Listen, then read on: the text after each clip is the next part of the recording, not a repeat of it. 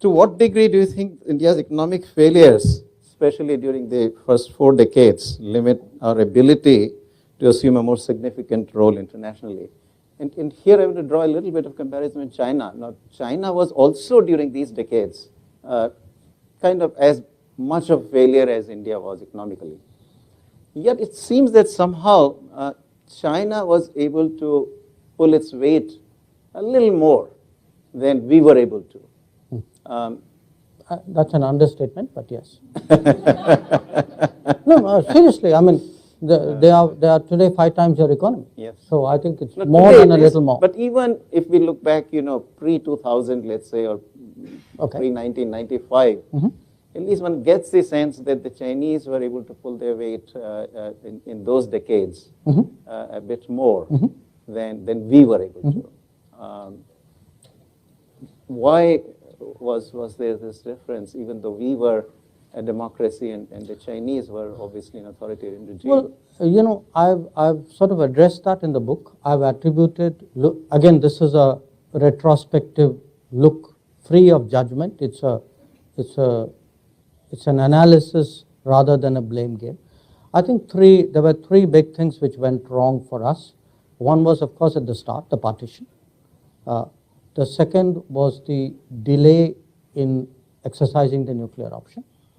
And the third was the delay in the economic reforms.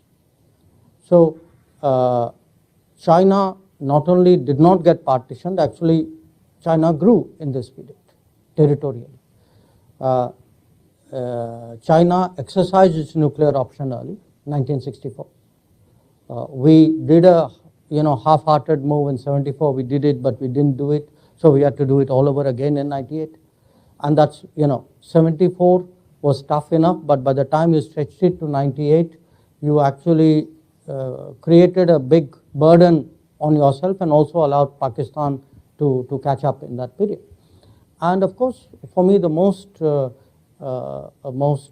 serious was really the economic reform, because if you look, China, you can say, embarked on its economic reform pretty much after Mao died. So by 1980, 79, China was very clearly set on a course of economic reform. It took us another decade plus. But there's a very big difference also. Here's the paradox. Precisely because China, in a sense, was during the Cultural Revolution period, the Great Leap Forward Cultural Revolution period, China pretty much it did itself so much economic damage during that period that there were no vested interests left by the time the late 70s came, who bitterly opposed those reforms. So, in a sense, once the Chinese leadership said we are going down this path, because they were in a worse situation than they were, it was easier for them and more decisive for them to go down that path. In our case, we delayed it by a decade plus. Then there were interests which kind of continued that debate and slowed down that reform.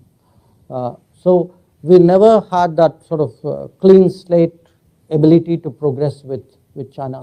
So it's not just China had a head start of a decade. China also had a pathway which was much more obstacle free than it was for us. And then I would argue, in many ways, China had a better strategy. Because to me, it's not just that we did 1991, 92 and said, okay, now great, we are launched. I do believe, and I think you and I don't entirely agree on this aspect of it, that our model of of embracing the world was deeply flawed. We did not build our domestic supply chains, we did not support our small and medium industries. We thought the world economy would be fair to us, and therefore the more we exposed ourselves to the global economy, the more we would progress, we would become competitive. I think the reality was that the world economy was full of players who were not market economies, who gamed the world trading rules, who actually, in a sense, used their practices to fundamentally disadvantage our businesses. So we are one of the few economies where our own companies do not get a level playing field. So late start, no clean pathway, a lot of domestic lack of support, not the right vision. I think these were all factors. And I think today, correcting that, I mean, to me, the Atmanirbhar Bharat is not a slogan. It is actually a corrective of a flawed model of globalization that we pursued for more than 2 decades, and I think which has not served our country well. I think you're right. We will disagree on the second part of it. But let me emphasize on the first part. I think that I completely agree that very spot on. That the way I put it to my students in the classroom is that, socialism and democracy interacted very differently than socialism and authoritarianism did in China. In India, because of democracy, it was much harder to change, and the opposite kind of forces really came through. I'm not being a contrarian, but I might even challenge that. I mean, not historically. I don't believe being a democracy is an obstacle. I don't believe it's a disadvantage. I mean, look, I'm just giving you the last 3 years, okay? 3 years which I have seen as a politician and a minister, and I look at what has happened in India in the middle of COVID. And when I see the pace of change in India, the fact that we have been able to create a social safety net, that the Indian system today can day after day look after 800 million people, 2.5 times the population of this country in terms of their food requirements, that we can put bank money into the accounts of 400 million people. The fact that today we can actually create a health system which people felt is something which a low-income economy cannot do. The fact that we built 25 million houses, and if you take average size of 4.8 as a family size in India, that means you really given houses, home ownership to 100 million people. And all of this is done in a democracy. So I think sometimes, democracy has been used as a cop-out for bad governance. Yeah, I don't think, I disagree on that side, that part. I think in the fact of this that, somehow coalition politics is in the way and so forth, I think was used. That part I'll agree with you. But nevertheless, the pace of change in India has been clearly much slower in terms of policy. Democracy per se is not in the way, but you do need a leader at the top. Sure. Who is willing to really take the risk. Yeah. And I think democracy can deliver such a leader, and is delivering such a leader. It can, but more often than not, whereas in the Chinese authoritarian system, once Deng Xiaoping took the view that, look, the old way is out, new way is coming through, I think he could really bring about the change in a much more forceful way. And certainly you'll agree that in democracy you've got to build up some consensus, and particularly if the leaders at the top are not fully driven to the change will be slower. I think that certainly that has been our experience. That I'll mention, for example, just one example. Take the labor law reforms. It has been recognized for 30 years, and it took Prime Minister Modi to finally get them passed through the Parliament. Even on farm laws, in the end, it was a very courageous move on the part of the central government. But in the end, politics led us to withdraw those. Whereas I think in an authoritarian system, those sorts of things carry through. No, look, I'd put it this way. I think at the end of the day, it should not be authoritarian systems deliver and democracies don't. Yeah. Because I can turn to another neighbor who's been largely authoritarian for the same period, the one on the west. If you'd like the one on the east, you can take that as well. And I would argue that their authoritarian regimes have actually completely screwed up their economy. So you cannot make a correlationship between progress and authoritarianism. It's a kind of determinism, and which is not your intention, I know. No, but I would enter that caveat, saying at the end of the day, you need a leadership, you need a vision, you need the ability to implement, and maybe democracy makes it harder. I think it makes it more sustainable.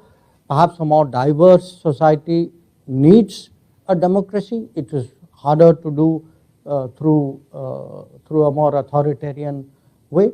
So I just feel at times the direction of the argument leads us to beat up on democracy more than democracy deserves. And I think somebody needs to defend democracy. Absolutely. No, there's no issue with that. I completely agree and we are in fact one of the examples in the 17 years from 2003 to 2019-20. India has grown 7.5%. I think this is a very little kind of advertised and very little known fact. But for a 17-year period, the growth rate has been 7.5%. And that probably is the fastest so far for a democracy. So we have actually ourselves done that. So with that, I think, what has happened now in the last 15 years or so. So 2007, I checked, we were 12th largest economy globally. And we have now become the 5th largest. Big difference. I think, perhaps setting aside China, that is the steepest climb that any economy has had in terms of the global rankings and all. How much you think that has been helpful in bringing India? I mean, I sort of think back, 2008, I wrote a book, India, the Emerging Giant, the title. I remember that. And Steve Cohen, who was he's no more of a political scientist at Brookings Institution, he would say that, well, it looks like India is always emerging but never arriving. But I now feel that actually if I had to write a similar book, the title would have to be very different. It is a country that now very much on the global scene. How much do you think it is the economy and how much it is a bit of rebranding also of India internationally by Prime Minister Modi? No, I don't think it's rebranding. I mean, rebranding would not be sustainable if the reality did not support it. At the end of the day, any product is as good. The reputation of a product is as good as a product. I mean, you can add a delta factor, but it can't be dramatically different.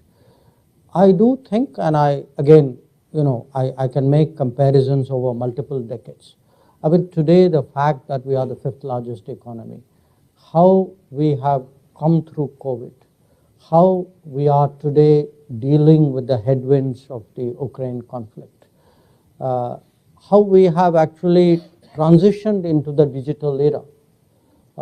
I think these are all how in fact our diaspora and their successes have changed the perception of India in the world. I think it's a accumulation of multiple factors, but at the end of the day, you should give the world this credit. The world's a very hard-headed place. Nobody kind of buys sort of a spiel. I mean, people test you out through policies and practices and your decisions. And when people today do see, in a difficult situation, India responds. We have today, certainly in our part of the world, developed that image of a first responder. Nepal earthquake happens, Yemen civil war happens. I've seen during Ukraine, I mean, a whole lot of my fellow foreign ministers actually have told me that they were following who could evacuate out of Ukraine. Now, the fact that we did 20,000 was for them staggering number. There were people who were struggling to do 200. So there is a performance evaluation. I think the world's a very competitive place, and within this, roughly 200 countries of the world, they do track each other. They do exchange views. They do judge you by, your crisis response, your non-crisis response. They do judge you by your ability to take stands. So if you're part of a grouping, it's a kind of run-of-the-mill, okay, you are one more of a herd, versus your ability to stand your ground or to say, well, I think this is what should be or should not be. I think all those things matter. And definitely, I would say, compared to where we were earlier, as a foreign minister, it is a huge advantage for me to represent a country which is in a much stronger position than it has ever been. On the other hand, as I had the occasion to tell someone during my book release, a Gujarati book release, I said, look, I would envy the person. They asked me what would be the world in 2047. So I said, I have no idea, but I envy the person who would have my job in 2047. So because, you know, I can see the trajectory, and the world respects that. So at the end of the day, it's a mix, but finally the economics is key. I mean, if you ask me in all of this, nuclear matters enormously, but if you tell me, okay, out of all the variables, pick one. If you had a chance to, saying one domain you really want to put everything into it, no question, I would put it into the economics. So the way the economic situation looks to me, the person in 2047 may not have to envy you too much, because a lot of this will happen in the next 6 or 7 years. And let me just give you the background of why I said this. I think, well, today we are already 5th largest. A lot of restructuring has happened in the last 2 or 3 years in the economy. The way it looks, I mean, that's an area I sort of know and understand well. And the way it looks to me is that the kind of restructuring that had happened during the last few years of Prime Minister Vajpayee, with a massive kind of macroeconomic reforms, the recapitalization of the banks, and and that led to this massive investment cycle, which really carried the economy ultimately to about 8% plus growth for several years. I think something very similar to me, we'll see how it unfolds, and I may prove wrong, but something very similar is underway currently. First, the restructuring has happened. You begin to see the signs now, the kind of recovery that we have seen in this last quarter, for which the data came. The economy jumped 13.5%. It comes on a low base, but still 13.5% in a quarter is quite unprecedented. Unemployment figures actually completely reinforce that. India now at last putting out the unemployment figures at fairly fast pace and in a timely fashion. So we have unemployment rate, urban unemployment rate for the quarter, same quarter, which is the second quarter of 2022. It is the lowest actually since 2017-18, when this periodic labor force survey got started. Investment rate during that quarter is about 34.5% of the GDP, quite unprecedented in the last about 15, 20 years. So all the indicators I see suggest to me that now the economy is really about to take off. My calculation is that it will take another 6, maybe 7 years for India to actually get to the 3rd largest economy. At that point, of the 3 largest economies, 2 largest will be developing countries. 3 out of 4 largest economies will be in Asia. So it seems to me that what you are perhaps thinking might happen in 2047 is not very far away.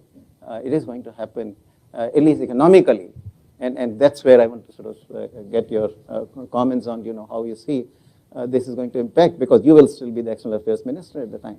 Well, I don't know about that, but look, I think those are very sound points you have made.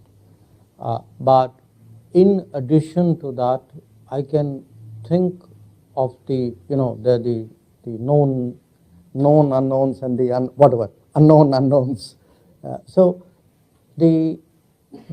I can imagine that in the course of this decade, there will be factors, good and bad, which we have not actually calculated upon. I mean, look at the problems we are facing today. I mean, if I told you even a year ago that we would be worrying about not just the price, but actually the availability of fuel, of food, of fertilizer. Nobody would have thought this. So the beauty of history is it's very hard to anticipate. So I would be optimistic, no question about it. I also feel the kind of domains which would kick in would actually help India more. I definitely see in many ways a much more intensively digital world. It is really how much of a role it has in shaping your everyday life, shaping governance. And I think many of these, India would embrace those changes much more naturally. It's that, in a sense, the least developed has the least to lose in embracing change. So we have shown in many areas we've actually been very fast embracers of change, which is very different from that initial economic period where I was comparing India and China. China embraced that change in the 1980s because it had less to lose. So I see your point. I share your optimism. I have no question by the end of the decade we would be in a very different place. But I would still say you are hitting about third gear out there. It's really when your incomes, per capita income starts to go to a much higher level.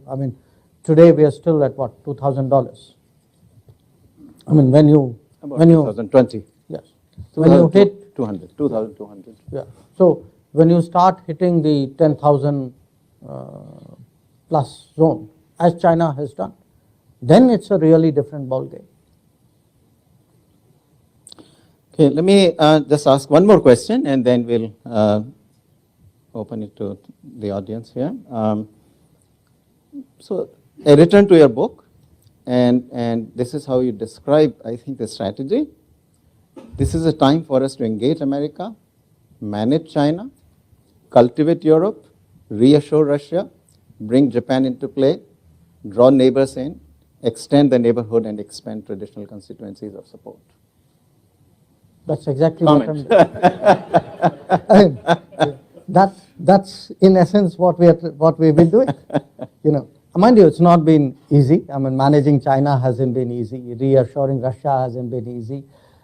Getting Japan into play hasn't been easy. So, those are the natural challenges of a changing world. But I was trying for a kind of a lay reader really to sum up the multiple directions which we would have to address in different ways. So, life diplomacy is not linear, it's not unifocal. It's also not a zero-sum game. It's sometimes people think if this relationship is moving better, that means that relationship must be worse. That need not be the case. I think a lot of that depends on our strategy and our skills. So the thrust of what I was projecting was a kind of a development along multiple axes towards multiple centers, multiple poles, multiple regions. And that requires an enormous dexterity. That it's like having multiple balls up in the air and you've got to keep it going. And, well, I'm really getting into mixed metaphors, but it's like a high trapeze act with multiple balls in the air. And, you've got to keep getting better and better at it if you really want to progress.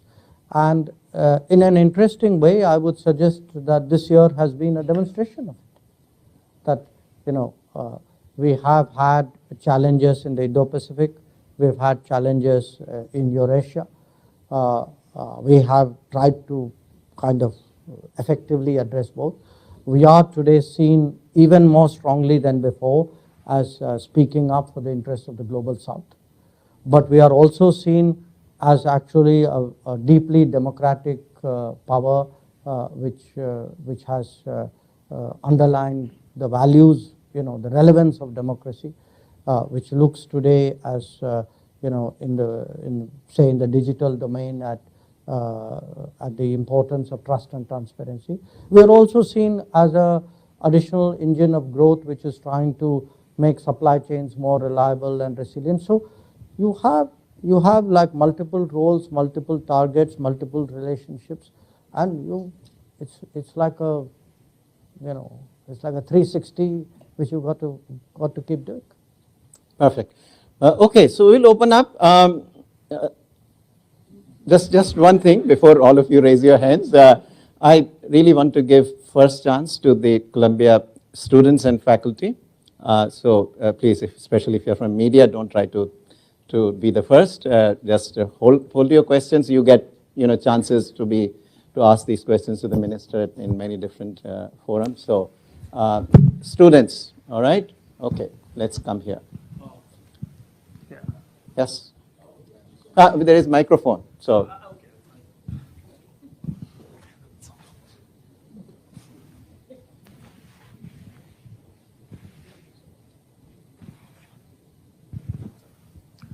Thank you so much for your talk, Dr. Jaishankar.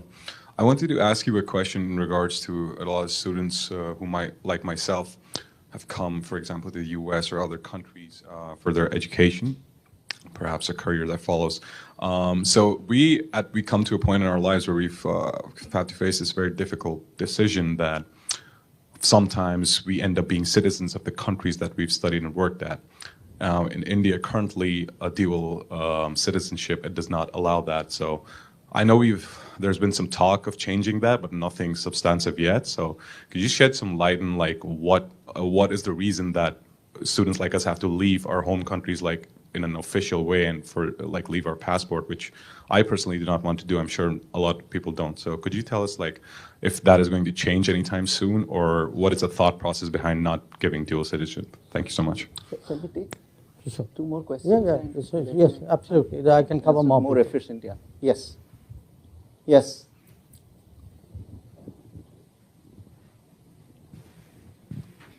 Vivek, there is one extra microphone you can pick up from there, and maybe somebody can help us.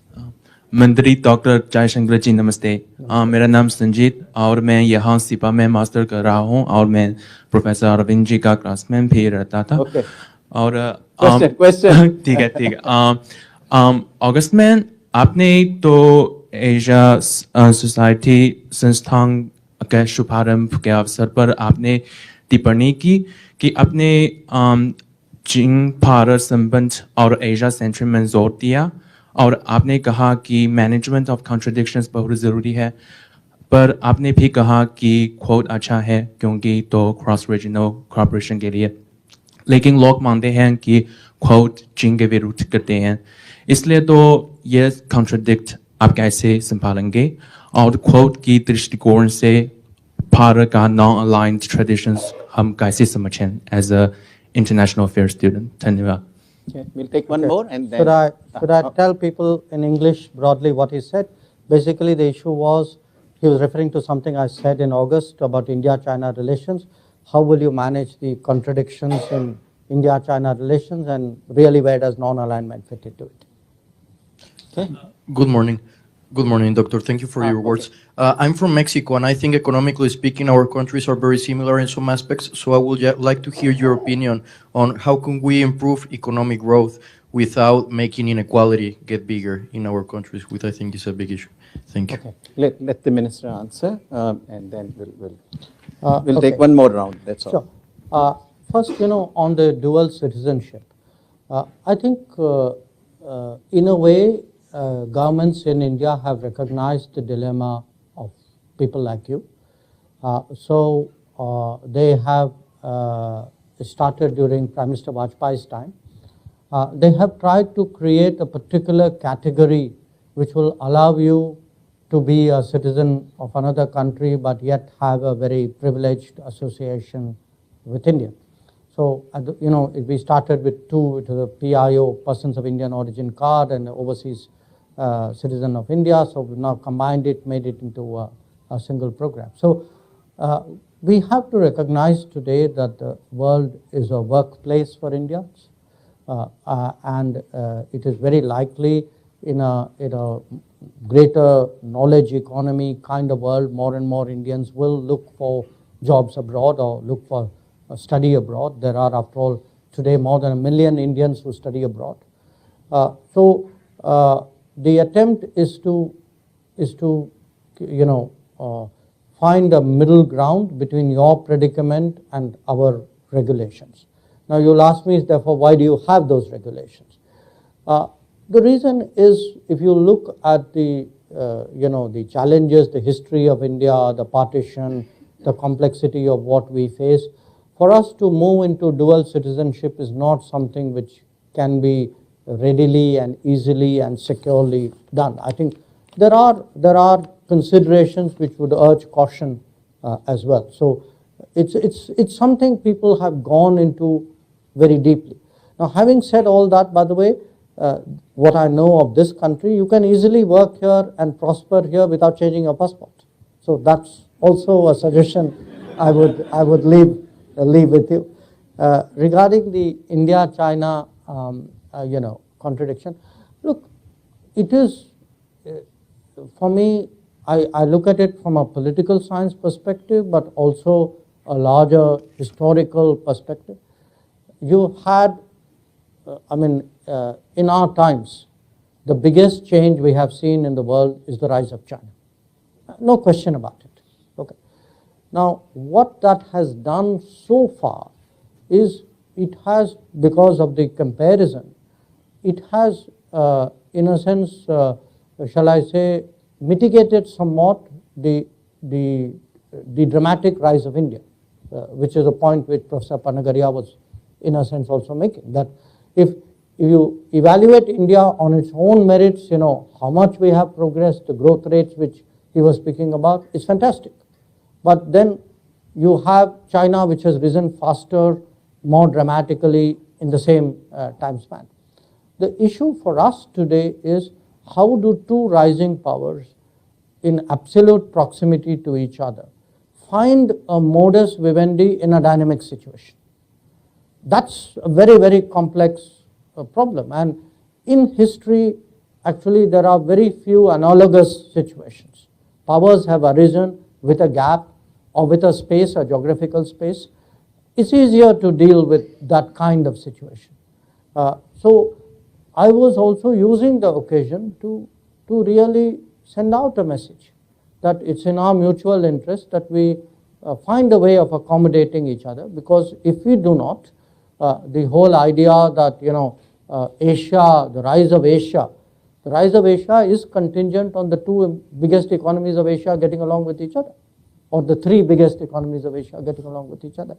Now, how the non-alignment, I would actually say, rather than necessarily use that term, I do think the world today requires independent countries, independent-minded countries who take positions. My sense is the politics of the last 6 months has shown that there is a space out there for countries who are not part of a very polarized scenario. So I think that demand in the market, you can say, is still very, very strong. The Mexico, the question about equality, growth and inequality, it is a big issue. It is a big issue, and you have today two kinds of inequality. Obviously, inequalities within societies and inequalities between societies. And I would argue that the globalization mantras of the 1990s and the first decade of this century are today stand severely challenged. And this is not an intellectual argument. I mean, if you see the politics of the world, if you see what happened in this country in 2016, or what has happened in Europe, what happened in Brexit, I mean, all these are examples today that of a belief in societies that globalization is not working well for them. And one of the main reasons for that is a perception that globalization has been very unfair and very unequal. And if it is to be sustainable, there has to be a fairness element injected into both interstate transactions and intrastate development. And I think that's a challenge which societies like Mexico and India do face. Okay, I think we can take only one more question. Let's take it here. Yeah, go ahead. We can take a round. Huh? We can take a round. I've got to leave. Can we do a round? Okay. Yeah, So, Minister, you three. Okay. So, wait. I never called for you. Sorry. You can't do that. Yeah, just because you get the microphone doesn't. So. नमस्कार, मैं हूं मानक गुप्ता। अगर आपको हमारा ये video पसंद आया हो तो इसे लाइक और शेयर जरूर करें और हां, हमें सब्सक्राइब और फॉलो करना ना भूलें ताकि आप देश और दुनिया की कोई खबर मिस ना करें। तो जुड़े रहिए हमारे साथ और देखते रहिए न्यूज़ 24।